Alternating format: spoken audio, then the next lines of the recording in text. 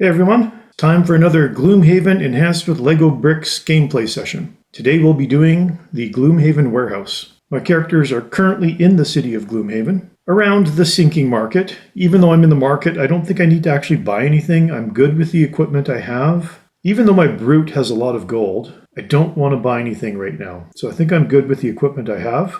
So there's no town business to do. I just have to make my way over to the Gloomhaven Warehouse. But in doing so, I need to run a city event. So I'm going to take the next available city card. Stop struggling. You're coming with me and there's nothing you can do about it. Ahead of you in the street, you see a pair of guards scuffling with a young boy dressed in rags. You snatch purses, you go to the ghost fortress. No way around that. But my family is starving, the boy cries. You recognize his voice from some of your dealings in the sunken market. He's given you helpful tips for mercenary work on a number of occasions. Option A, intervene on the boy's behalf. Option B, let the guards haul the boy away to prison. Well, it seems fairly clear that I should be picking option A here. Let's go with option A. Well, I have two options in option A. I can either pay 10 collective gold, and that'll add a city event to the deck, or not. I don't know what city event 70 is, but I don't want the boy to go to the ghost fortress. So let's pay 10 collective gold. Now it says collective gold, which means just gold from the party, I think. And since my brute has the most, I will take it from the brute. So pay 10 collective gold. You entreat the guards to let the boy go, but they are unmoved. With further pressing, they agree to do so only if you pay his criminal fine. The guards cuff the boy's ear and set him free. Add city event 70 to the deck. So on my brute sheet, I'm going to go down from 51 gold to 41. And quickly get city event 70. Okay, here's city event 70. I'm not going to read it because I don't want to spoil the surprise, but I'm going to add it to the deck. And whenever I add a new card to the deck, I have to shuffle the deck. I want to keep these all right side up, so the right way to shuffle this. Normally the city deck doesn't get shuffled. You just keep drawing off the top. It's only when you add a new card, or unless the card itself says to shuffle the deck, do you give it a shuffle. So now that it's shuffled, that's the new order, and I'll just put it away for now. Okay, well, down 10 gold. Not a great start, but I'm hoping that city card eventually will be something beneficial down the road. Now that that's concluded, my characters are going to quietly make their way to the Gloomhaven Warehouse. So requirements to play this scenario says Jixera's plans party complete, which I have done, and the dead invade global incomplete, which I do not have, so that's right. Goal, kill both Enoch's bodyguards. Introduction. At the behest of your mysterious contact, you sneak towards Jixera's warehouse under the cover of night. With any luck, you'll be able to uncover her plans and put a stop to them. Hoping to find the warehouse largely abandoned, you instead discover it is teeming with undead. At least that gives you a better idea of her plans. She's clearly been using the necromantic scroll you delivered to raise the undead within the city walls. And now it's time to put them back to rest. Before I enter the warehouse, a quick recap of my character's equipment. For the Spellweaver, the equipment I'm taking into this scenario is the Iron Helmet, Cloak of Invisibility, Minor Healing Potion, and Piercing Bow. For the Brute, the equipment I'm taking into the scenario is the Iron Helmet, Second Skin, Minor Healing Potion, and Boots of Striding. I've already chosen my Spellweaver's ability cards, and she's taking the following cards into battle: Freezing Nova, Flashing Burst, Mana Bolt, Reviving Ether, Flame Strike, Frost Armor, Fire Orbs, and Impaling Eruption. For the Brute, I've also chosen his ability cards. He gets 10 cards. The Spellweaver gets 8 cards. The Brute gets 10 cards. His cards are Leaping Cleave, Warding Strength, Trample, Eye for an Eye, Shield Bash, Spare Dagger, Overwhelming Assault, Provoking Roar, Juggernaut, and Sweeping Blow. I gotta give myself some battle goals. So for the Brute, I can choose between Masochist and Pacifist. Well, I don't know if Pacifist is feasible, but it seems more feasible than Masochist, so I'll pick Pacifist. For the Spellweaver, I have Aggressor or Opener. I'm going to try Aggressor. It gives 2 check marks. It just means I have to make sure I open a door before the end of a round so there's monsters. Well, we'll give it a try. I think we're ready to go. All right, my characters make it to the entrance to the warehouse. I can pick any spot in the first 7 hexes, so these back 4 and these front 3, to start my characters off in. So where am I going to go here? There's only 2 monsters in this first room. They're both 2 elite living bones. Now the elite living bones have a health of 6. They can target 2 enemies, and they have very high movement. I'm going to spread them apart because of that attacking 2. So I'll spread them apart and put them there. This is a very confined first starting room. Other things in this room. So there's a 2 damage trap in the middle of the room, near in front of the door, 2 shelves, 2 cabinets. So the room is fairly congested already, but only 2 monsters. Well, let's see how it goes. Start of round 1. Well, living bones go first, and they act in the order of their standees. I have living bones number 2 and living bones number 4 randomly placed. But the living bones, all they do on their ability card is they shield themselves for 1 and heal. Well, there's no damage, so they're just going to shield themselves for 1. So what that means is I need to break that shield before I can do any damage to them. But they don't move, which actually I think works out okay for me. Spellweaver is next with an initiative of 26. I'm going to use the bottom part of Reviving Ether for a move of 4 with a jump. 1, 2, 3. So I'm going to move 1, 2, jump over the living bones for 3 and 4 to move right here. Then I'm going to use the upper part of Flashing Burst for an attack of 3, range of 3. Now I don't want to attack this guy because I would have disadvantage, but I can attack living bones number 2 because he's in a range of 2. Attack of 3, +1. That's a good start. So he has a shield of 1, so the +1 just gets rid of the shield. So I actually still hit the living bones for 3. That is a really good start. 3 damage to living bones number 2. And this puts the light element into the element table. This is going to my discard. Before I finish my turn, I'm going to burn this early, but I'm going to use my Cloak of Invisibility to turn myself invisible. And this gets consumed in the process. So I am now invisible till the end of my next turn. And I'm doing this so that I can just open this door on my next turn, and then this living bones can't attack me. For the Brute, I'm going to use the bottom part of Overwhelming Assault for a move of 3 with a push. Now I'm going to move 1, 2, 3 to be right there. And I'm going to push the living bones into that damage trap. So it's a 2 damage trap. Now, I believe shields only apply to attacks. So like a shield wouldn't apply for a wound damage or bleed damage. So I don't believe they apply to trap damage. That's great. So what that means is that 2 damage trap causes 2 damage to living bones number 2. I can get rid of the trap now. Now I'm going to use the upper part of Spare Dagger for an attack of 3, range of 3, to attack living bones number 2. And I get 1 experience point for using this card. I'll give it to myself. Put it here just to remind myself I got it. Attack of 3, +0. That's fine. Hit it for 3. It's got a shield of 1, so I hit it for 2. It only has a health of 1. That's enough to kill it. I will take my experience point, and living bones number 2 is gone. Well, this seems, I don't want to say easy and jinx myself, but it's nice to get a monster gone in the first round. And these go into my discard. That's the end of the round. This has a shuffle symbol. I'm going to shuffle it back into the deck. Well, I'm definitely going to open that door now. There's only 1 monster left. It's always hard to shuffle the monster decks because there's only 8 cards. Light goes to waning. I'm still invisible. Start of round number 2. My Spellweaver goes first. Now I'm still invisible. I guess that invisible is kind of a waste now because if I go first, it'll be gone at the end of my turn. Yeah. It seemed like a good idea at the time. I'm going to use the bottom part of Freezing Nova for just the base movement of 2. And I'll put that in my discard right away. I'm going to move 1 into this door.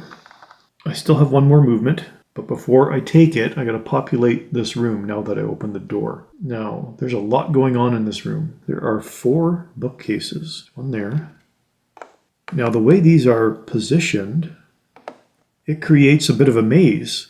Unless I have a jump ability, I can't go through these bookcases, so I'd have to go around. That just made the room like 3 times longer. And there's a treasure chest in this corner.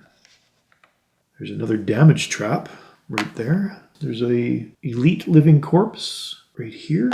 And another elite living corpse right here. And another 2 damage trap right in front of the door. So not a lot of monsters, but there is definitely a lot of restricted movement here. What do I want to do now? To finish my movement, will I still have line of sight? If I move there, I will. Because line of sight is always from the corner of one hex to the corner of another. So I'm going to finish my movement by moving here. Now I'm 3 hexes away from the living bones. But line of sight, if I draw an arrow from this corner to that corner, I've got a clear line of sight through the door. So I'm going to use the upper part of Mana Bolt for an attack of 2 with a range of 3. However, I can consume an element in the element table to get an extra 1 attack. So I'm going to consume the light to get an attack of 3. I get an experience point for that. And this is mostly just to try to get through that shield. So attack of 3. Oh, 2 times. I don't think I've ever had a successful starting like this in the times I've played. So that means I hit it for 6. Now the only thing saving it here, because its health is 6, is it has a shield of 1. So I just hit it for 5. So I can go ahead and put a 5 token on Living Bones number 4. Oof, that was good. And I get my 1 experience. And my turn is done, which means my invisibility comes off. Well, that was pretty good. Living Corpse is next. Well, they don't move. They just have attack with a push, and then they suffer 1 damage. Now, they're elite, so they have a health of 10. So they're going to take a while to chip them away. But good start, each one of them. And it's Living Corpse number 3 and number 5. They both take 1 damage. Won't argue with that. Now, the Living Bones and the Brute both have initiative of 64, which means my Brute will go first, because the characters always break the tiebreaker. I'm going to use the bottom part of Sweeping Blow. I could move 3 with a push, but I'm just going to move 2, and that'll get me onto this coin. 1, 2. Then I'm going to use the upper part of Trample for an attack of 3 with a Pierce of 2. So the Pierce allows me to get through the shield. Doesn't add any extra damage, just allows me to ignore up to 2 shield. Oh, you know what I just realized? That shield was only in round number 1. They don't have a default shield. The shield was part of the ability card. Well, that changes what I want to do here then. So I got to back up a bit. I'm going to move my Brute back. And if I go back to the Spellweaver's turn, she hit the Living Bones for 6 and there's no shield. So that actually killed the Living Bones. So in 1 blow, killed the Living Bones. Oh, and I got to track now too, now that I think about it. So the Brute has killed 1 monster.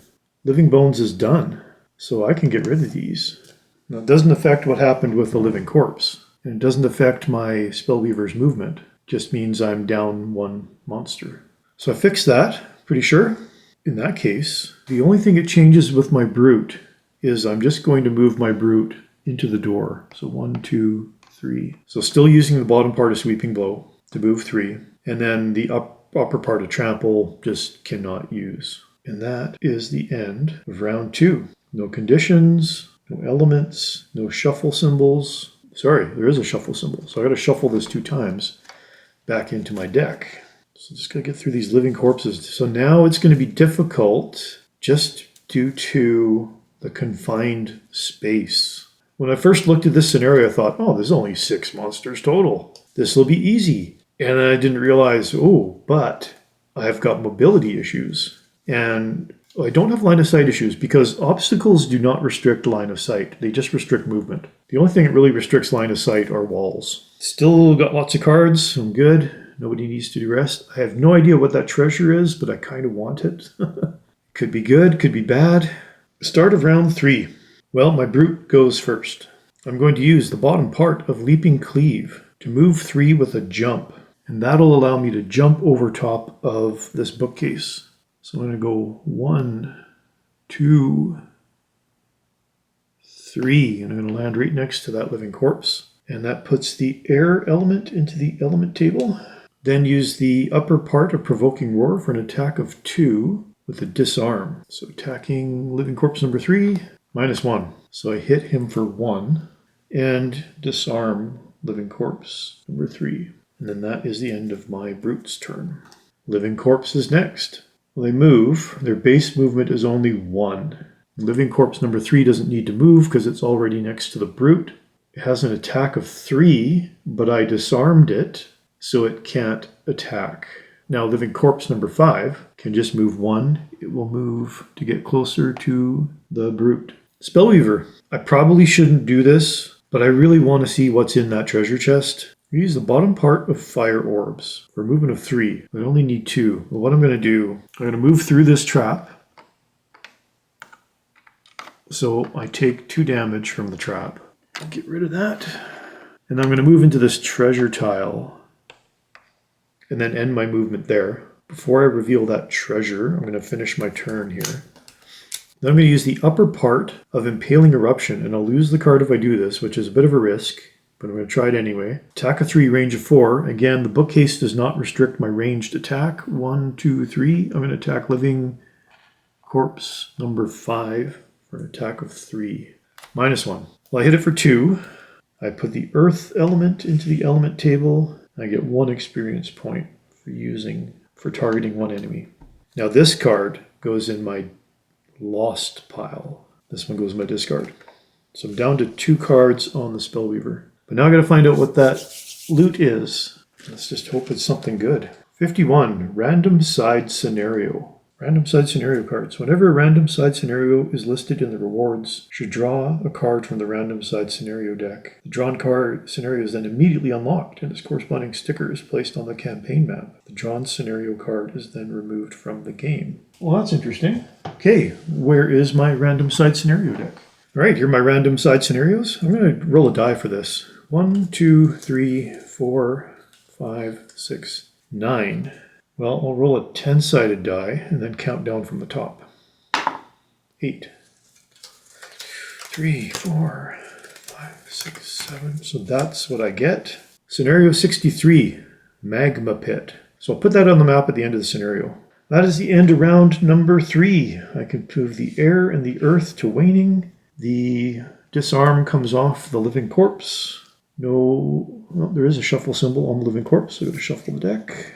Now the Spellweaver's down to 2 cards, so I'm going to do a short rest. So I need to lose one of these cards. 1, 2, 3, 4, 5 cards. I'll roll a 6-sided die. 2. I'll lose this. What am I losing? I'm losing Mana Bolt. Start of round 4. My brute goes first. I'm going to use the bottom part of Shield Bash for a persistent effect for 1 round only. Give myself a shield of 1. Then the upper part of Juggernaut, I'm going to move 2 and then attack 2. And I'm going to move this way. 1, 2. And then attack living corpse number 5. Attack a 2. 2 times. Sweet. So I hit him for 4. He's already got 3 damage. So he's up to 7. So I'm going to take one of these away. Put a 5 there. Well, that was pretty good. And that goes in my discard pile. Next is my Spellweaver. Well, my Spellweaver's got a lot of catching up to do. So I'm going to use the bottom part of Flashing Burst for a move of 4. 1, 2, 3, 4. And then the upper part of Frost Armor, attack of 2, range of 3. And again, I can consume an element to get an extra attack. So I'm going to consume the Earth element to get an attack of 3. So I'm attacking living corpse number 3 plus 0. So I hit him for 3. And I get an experience point. He's already got 2 damage. I'm going to put a 5 token on there. And that is the end of the Spellweaver's turn. Living corpses now. Well, they can move 1, plus 1 to attack, and poison.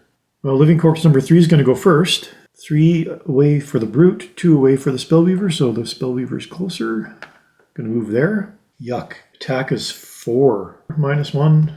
Hits my Spellweaver for 3 and poisons the Spellweaver. I hate this poison.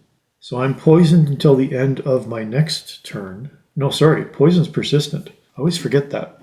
Now living corpse number 5 doesn't need to move because it's already next to the brute. Attack of 4 plus 0. Hits the brute for 4, but I have a shield of 1, so hits me for 3 and also poisons me. That is the end of the round. So end of round cleanup. Air goes to inert. Conditions stay on. I need to shuffle the brute's deck because he drew the 2 times card. Brute's down to 2 cards. This can go to my discard pile. Spellweaver got plenty of cards. So I need to do a short rest on the Brute. 8 cards. Roll an 8-sided die. 5.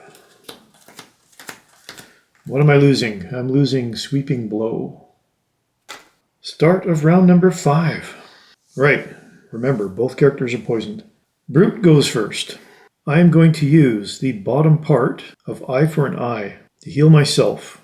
Now, the heal does not give me any health. It's just going to remove the poison, so I can take the poison off me. And that puts the earth element into the element table. Then I'm going to use the upper part of Warding Strength for an attack of 3 and a push of 2.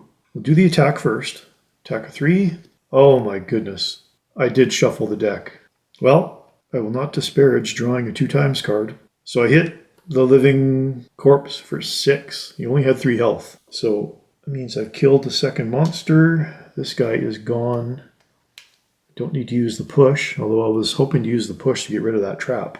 But getting rid of the monster is good enough. Now the last living corpse and the Spellweaver both have initiative of 21. But that means my Spellweaver goes first. I'm going to use the upper part of Freezing Nova for an attack of 2. I'm going to attack first. +1. So I hit him for 3. Not enough to kill him. He's still got 2 health left. But I also immobilize him. Now I'm going to use the bottom part of Reviving Ether with a move of 4 and a jump. And I'm just going to get away from this guy. So 1, 2, 3. I'm going to jump right to there. Which is good because the living corpse had Muddle. He has a move +1. Muddle and immobilize. But he can't move, so he's stuck there. And that is the end of the round. That was a very quick round. Spellweaver's very low on health, and I need to get rid of that poison. End of round cleanup. Earth element goes to waning. Got to shuffle this again. That goes to inactive. Start of round 6. Well, unfortunately, I'm going to have to just barrel through that trap, I think. I don't want to open the door yet. First off, my Spellweaver is going to declare a long rest. So her initiative is 99, and then at the end of the round, I'll choose to lose 1 card, and I will get rid of this poison. So I don't need to draw any cards. So it's really just the Brute. I'm not worried about that living corpse anymore. The scenario goal is just to get rid of the 2 bodyguards, which are in the next room. So that living corpse can just stay there. Oh, speaking of which, the immobilize can come off the living corpse. Living corpse actually goes first. +1 to movement. It's got a base movement of 1, so it can move 2. Well, it's just going to move 1, 2, and then not close enough to attack anybody. That's the end of the living corpse's turn. Brute is next. I'm going to use the bottom part of Leaping Cleave. Don't really need the jump, but I'm going to move 3, and I'm going to move into this damage trap, unfortunately. So 1, 2, 3 gets me to there. Damage trap hits me for 2 damage. That puts the air element into the element table. And then the upper part of Trample, I'm just not going to use. That's the end. Well, before I end my turn, though, I'm going to immediately use my minor healing potion and heal myself for 3. Why not? So, Spellweaver, I can heal, but the heal just gets rid of the poison, so the poison's gone.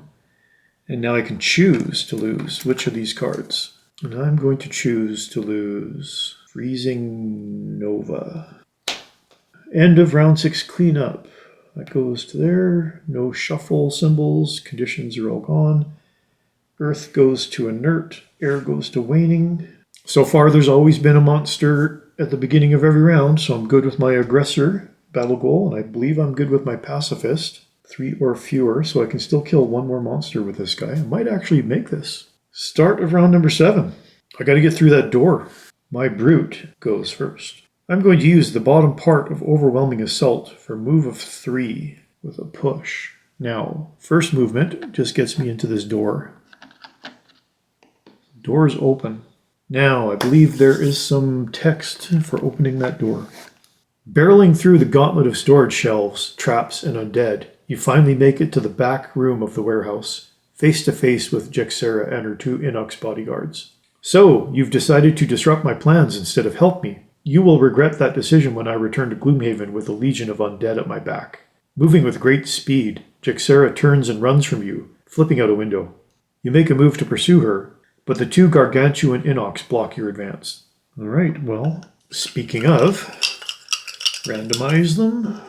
There's an Inox bodyguard right there, and one right there. I've got elite stands on the bodyguards, but they're a boss. So they're not elite or normal, they're considered a boss. So in this room, the two Inox bodyguards, and that's about it, other than some money tokens. 6 money tokens and 2 bodyguards. Now I can still finish my movement. I got 2 more movement. I'm going to move into the room. 1, 2. I'm not going to use the push because I'm going to use the upper part of Provoking Roar for an attack of 2 and a disarm. I'm going to attack bodyguard number 2, -1.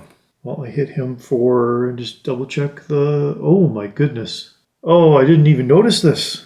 So I'm just looking at the stat sheet here. The bodyguards are immune to disarm, muddle, poison, and stun. Well. I didn't realize that. So I guess I can't disarm the bodyguard. But at least they don't have a shield. Their health is 6 times the number of characters. There's 2 characters, so their health is 12. Well, I still hit the bodyguard then for 1. Spellweaver's next. Well, that changes what I wanted to do a little bit. I'm going to use the bottom part of Frost Armor for the persistent effect. On the next 2 sources of damage, suffer no damage instead. And that'll put the Frost element into the element table. And then the upper part of Flashing Burst for an attack of 3 with a range of 3. 1, 2, 3. And I'm going to attack Inox Bodyguard number 2. -1. So I hit him for 2. Get the feeling these guys are going to be hard to get rid of. And that puts the light element into the element table. And that is the end of my turn. I'm going to put a token on my Frost Armor to know that it's active. Oh, I forgot to draw a card for the bodyguard. Let's draw a card here. Well, good. So the bodyguard wouldn't have gone before my Spellweaver anyway. So who's next? Living Corpse is next. Move. It's going to move 1. Not close enough to attack anything, so now its turn is done. Boss. Special ability number 1. Well, its special ability is move. Ooh. -1 to movement, -1 to attack, but its range of attack is huge. Well, bodyguard number 1 is going to move first. And 1, 2, 3, 1, 2, 3. Both the Brute and the Spellweaver are equally far away, so he could focus on both of them. But he's going to focus on the Brute because the Brute went first. Now, to get closer to the Brute, he could either go into this square here, or this hex here, or this hex. But since his attack is to target as many enemies as possible, I think he would want to try to get close to both characters. It's a melee attack, though. Well, I'm not sure about this, so I think I'm going to randomize this. I'm not sure what the bodyguard would do. He's got 2 equal hexes to get into. I'm going to roll a 4-sided die and say 1 to 2 he goes there, 3 to 4 he goes there, because both of them get him closer to the Brute. But only one of them gets him closer to the Spellweaver. But his focus target is the Brute. Now, monsters will always try to maximize their attack, but in this case, his attack wouldn't hit more than 1 enemy anyway, so 2. He's going to move here. Now, bodyguard number 2 could also move 1. Yeah, that doesn't really help him, so I think he's just going to stay where he is and attack the Brute. So attack the Brute for 1, 2 times. Now, I have the Iron Helmet. When attack, consider any 2 times attack modifier card the enemy draws to be a +0 instead. So instead of 2 times, it's +0, so he hits me for 1. That's not bad. I can live with that. And I believe that is the end of round number 7. So end of round 7 cleanup. Drew the 2 times. I need to... Oh, that's not 2 times. I read that wrong. Let me back up. That's +2, not 2 times. In that case, then, he hits me for 3. So 1, 2, 3. I thought it was 2 times. I only noticed when there wasn't a shuffle symbol on there. Okay, not great then. So now I can do my cleanup. Living Corpse gets shuffled. Boss deck gets shuffled. Air goes to inert. Frost goes to waning. Light goes to waning. Start of round 8. My Brute goes first. I'm going to use the bottom part of Juggernaut On the next 3 sources of damage to you, suffer no damage instead. And that'll be a persistent effect. Throw a token on there. Gives me a bit of breathing room. Then the upper part is Shield Bash. I'll lose the card, but it's got a high attack. So an attack of 4. I know I can't stun these guys, but even just the attack of 4 is good. So attack of 4 on bodyguard number 2, -1. I hit bodyguard number 2 for 3 damage, and I get 2 experience points for using that card. And I lose Shield Bash. Spellweaver's next. I am going to use the upper part of Fire Orbs. Attack of 3, range of 3, target 3. And I've got 1, 2, 3, 1, 2, 1, 2, 3, because the bookshelves do not restrict my ranged attack. I can attack all 3 enemies here. Gain 1 experience for each enemy targeted. I'm going to go ahead and just put the 3 here so I know that I've got it. Let's attack bodyguard number 1 first. So attack of 3, +1. I hit him for 4. Now bodyguard number 2, we'll do him next. Oh, 2 times. So I hit him for 6. He's only got 6 health. I just got rid of bodyguard number 2. And I still have 1 attack left. I'm going to attack Living Corpse +0. Living Corpse has a health of 10. So I hit Living Corpse for 3. It only had 2 health left, so that gets rid of the Living Corpse. Spellweaver's the Rockstar. That puts the fire element into the element table, but I lose that card. Now I can still use the bottom part of Flame Strike, and I'm going to use it for the attack of 2, range of 2, and again, attack bodyguard number 1. Null. Well, I'm glad the null card came out now, and that just nullifies that attack. Right, we're just down to 1 bodyguard. So the corpse is done. I'm going to get the cards out of the way here. So 1 bodyguard, 8 health left. Well, the boss's turn. Oh, before I finish my Spellweaver's turn, I'm going to use my minor healing potion and heal myself for 3. Now the boss's turn. Special 1. So it can move 1 and it can attack multiple people. Well, again, it's equally away from the Brute and the Spellweaver, but the Brute went first, so it's going to move towards the Brute. And it's going to attack him with just an attack of 1, +1. So it hits him for 3, but I have my bottom part of Juggernaut, which I can block that damage. So I move this over. I get 1 experience point for blocking the damage. And that is the end of the bodyguard's turn. Round 8, cleanup. Frost goes to inert, light goes to inert, flame goes to waning. I need to shuffle my Spellweaver's deck. So I drew both the 2 times and the null card. Now the Spellweaver's down to 1 card, so I need to do actually both of them are down to 1 card. So short rest for both characters. Do the Spellweaver first. There are only 2 cards in there. Interesting. Well, I'll have to randomly lose one of them. I'll just roll a 4-sided die and count down. 4. 1, 2, 3, 4. I'll lose this one, which is Flashing Burst. Last 2 cards on the Spellweaver. For the Brute, 1, 2, 3, 4, 5, 6 cards left. 4, 1, 2, 3. I'm losing Leaping Cleave. Start around number 9. My Brute goes first.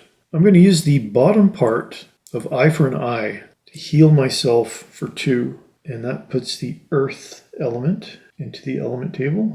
And then the upper part of Overwhelming Assault for an attack of 6. I'll get 2 experience points for using this. This could be good or really bad. Attack of 6, +1. I hit for 7. 8, 9, 10. Oh!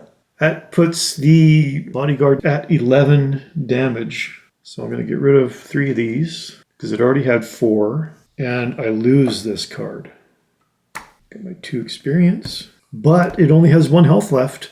So both the bodyguard and my Spellweaver are tied for initiative. They both have initiative of 36, which means my Spellweaver goes first. I'm going to use the bottom part of Flame Strike for an attack of 2, range of 2, and this could do it. +0. That's enough. 2 damage. He only has 1 health. The bodyguard is done. Well, And that is the end of the scenario. I got really lucky toward the end there with getting those 2 times cards. I don't think I've had so many 2 times cards drawn in a round and only 1 null card. So I survived. Sweet. Well, I'm just going to quickly do the end round cleanup. Just anyway, the fire goes to inert, earth goes to waning. Let's get this out of here. Boss has been eliminated.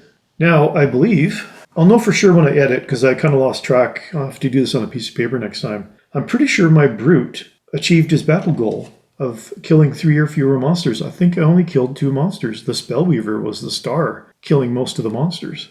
So I'm going to say I achieved my battle goal. And for the Spellweaver, I think I also achieved my battle goal. Have 1 or more monsters present at the beginning of every round during the scenario, which I did. So I achieved my battle goal as well. Well, I'm going to do a quick cleanup here. Just get rid of all these cards, just to put things away. Okay, tally up. I didn't get any money tokens for this scenario. I got some experience, that's good. I'm going to read the conclusion text. With a battle behind you, you look out the window and see no evidence of the fleeing Valrath. You've stopped her plans for now, but after your brief conversation, it is clear you need to hunt her down before she can make good on her threats. She's beyond my network, the city guard Argis says with a shrug when you ask her later. We'd like to make sure she won't cause more trouble, but she's fled the city, and I'm not about to go traipsing through the wilds. You might have more luck with the Aesler enchanter in town, she suggests. She can surely divine the coward's location for you, if you can get her to cooperate. So this opens up 3 new scenarios, but one of them we've already done. It opens up Vibrant Grotto, Temple of the Seer, and Frozen Hollow. Frozen Hollow we just completed. And I get a global achievement, The Merchant Flees, and 2 reputation. All right, well, let's add things up. On my party sheet, cross off Gloomhaven Warehouse. We'll travel back to Gloomhaven, so I'll put my location at Gloomhaven. And 2 reputation, so I go from 1 to 3. For the brute, I get a check mark. My battle goal, I get 6 experience plus a bonus 4 experience for completing the scenario. So 10 total. That puts me up to 86. Still not enough to level up. And that is it for the brute. No gold. Didn't collect any tokens. For the Spellweaver, no gold as well. And also 6 experience plus the bonus 4, 10. So she's up to 74. Again, not enough to level. But I got 2 check marks for my battle goal. And that allows me to get another perk. What do I want to do here? I'll do another replace 1 - 1 card with 1 + 1 card. So I get to remove 1 - 1 card, replace it with a +1 card. I have 6 check marks total. Once I get to 15, I will get my personal quest. Okay, I'm going to move this out of the way and get the world map here. So, new global achievement. The Merchant Flees. Where does this one go? Should go right here. And I can cross off Gloomhaven Warehouse being done. I can add Vibrant Grotto and Temple of the Seer.